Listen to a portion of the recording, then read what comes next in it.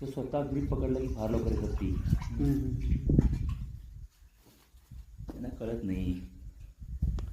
तसं थांबला तर येते मला लवकर.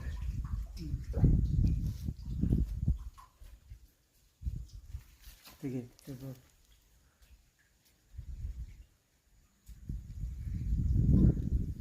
कसा फावड्यावरती ग्रीप पकडला की हे सक्सेस होते.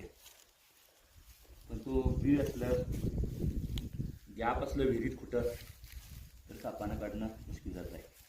आणि आम्ही उतरावा जर लागलं तरी त्याला हाताला तो सापडण्यासारखा पाहिजे. अशा प्रकारे त्याला आम्ही बाहेर काढला. मित्रांनो, आरामात सापडला म्हणावं लागेल. 4 दिवस असून पण त्यात तो आरामात राहू शकला. खरं तर हा साप गटांगळ्या खायला लागतोय आणि म्हणजे पाण्यामध्ये तग धरू शकत नाही, अंगानं मोठा असल्यामुळं, म्हणून तर काही लोक अजगर म्हणतात. आणि पण त्याला बसायला वरती कठरा असल्यामुळे तो सापडला. सगळे साप पाण्यात चांगल्या प्रकारे पोहू शकतात. घोणस पण त्यातला एक आहे, पण घोणस मोठा असल्यामुळे जास्त वेळ तग धरू शकत नाही पाण्यामध्ये. आणि हा आरामात सापडला असं म्हणावं लागेल फावड्याचा उपयोग करून.